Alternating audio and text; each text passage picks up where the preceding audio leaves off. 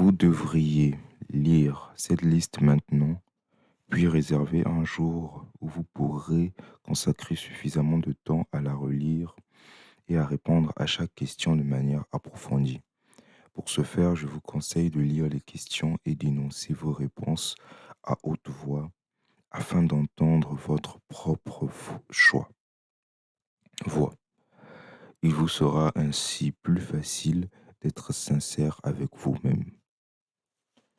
Vous plaignez-vous souvent de vous sentir mal et si c'est le cas, quelle en est la cause? Trouvez-vous des défauts aux autres à la moindre provocation? Commettez-vous souvent des erreurs au travail et si oui, pourquoi? Êtes-vous sarcastique et insultant dans vos conversations? Évitez-vous délibérément de vous associer à qui que ce soit et si oui, pourquoi? Souffrez-vous fréquemment d'indigestion? Si oui, quelle en est la cause? La vie semble-t-elle futile et l'avenir sans espoir? Aimez-vous votre gagne-pain? Si ce n'est pas le cas, pourquoi?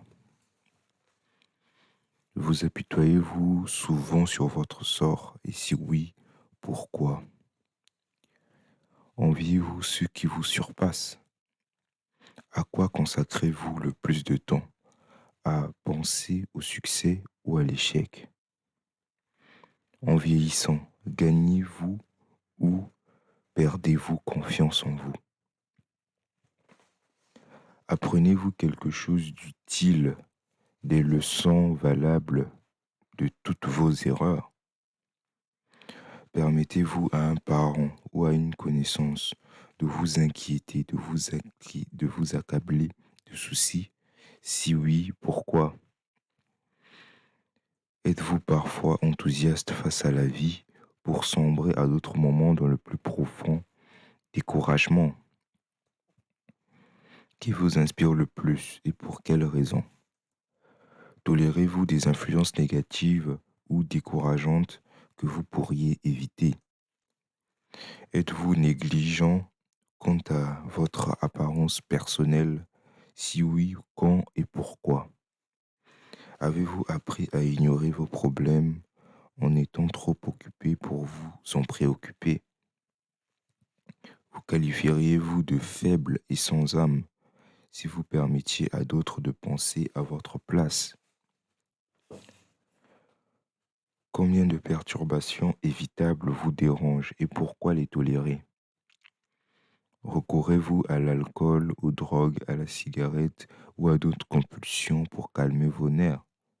Si c'est le cas, pourquoi ne testez-vous pas la force de votre volonté? Quelqu'un vous harcèle-t-il? Et si oui, pourquoi? Avez-vous un objectif majeur bien précis? Si oui, lequel? Et quel est votre plan pour l'atteindre? Souffrez-vous d'au moins une des 6 peurs fondamentales? Si oui, laquelle?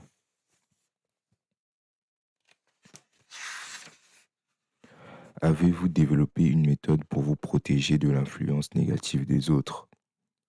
Utilisez-vous l'autosuggestion pour rendre votre esprit positif? Qu'est-ce qui vous importe le plus? Vos possessions matérielles ou le privilège de contrôler vos pensées? Êtes-vous facilement influencé par les autres au détriment de votre propre jugement? Ce jour-ci a-t-il ajouté quelque chose de précieux à votre bagage de connaissances ou à votre état d'esprit? Affrontez-vous carrément les circonstances qui vous rendent malheureux ou esquivez-vous cette responsabilité? Analysez-vous toutes les erreurs et tous les échecs et essayez-vous d'en tirer profit ou adoptez-vous l'attitude selon laquelle ce n'est pas votre devoir? Pouvez-vous citer 3 de vos points faibles les plus nuisibles? Que faites-vous pour les corriger? Encouragez-vous d'autres personnes à vous faire part de leurs soucis en guise de sympathie? Choisissez-vous dans vos expériences quotidiennes de leçons ou des influences qui vous aident à progresser et contribuent à votre croissance personnelle. Votre présence a-t-elle généralement une influence négative sur les autres? Quelles habitudes des autres vous agacent le plus? Vous forgez-vous votre propre opinion ou vous laissez-vous influencer par d'autres personnes? Avez-vous appris à créer un état d'esprit qui vous protège contre toutes les influences décourageantes? Votre gagne-pain vous inspire-t-il la foi et l'espérance? Avez-vous conscience de posséder des forces spirituelles assez puissantes pour vous permettre de garder votre esprit libre de toute forme de peur? Votre spiritualité vous aide-t-elle à conserver un état d'esprit positif? Estimez-vous qu'il vous incombe de partager les soucis des autres? Si oui, pourquoi? Si vous croyez que ceux qui se ressemblent s'assemblent, qu'avez-vous appris sur vous-même en étudiant les amis que vous attirez? Quel lien voyez-vous, le cas échéant, entre les personnes avec lesquelles vous êtes le plus étroitement associé et le malheur que vous pouvez ressentir? Se pourrait-il qu'une personne que vous considérez comme une amie soit en réalité votre pire ennemi en raison de l'influence négative qu'elle exerce sur votre esprit? Selon quelles règles jugez-vous qui vous est utile et qui vous cause du tort? Vos partenaires intimes vous sont-ils mentalement supérieurs ou inférieurs? Combien de temps consacrez-vous à chaque période de 24 heures à votre occupation, à dormir, à jouer et vous relaxer, à acquérir des connaissances, à perdre du temps? Qui parmi vos connaissances vous encourage le plus, vous invite le plus à la prudence, vous décourage le plus?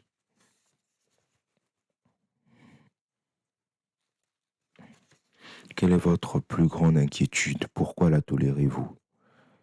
Lorsque d'autres personnes vous offrent des conseils gratuits et non sollicités, les acceptez-vous sans poser de questions ou analysez-vous leur motivation?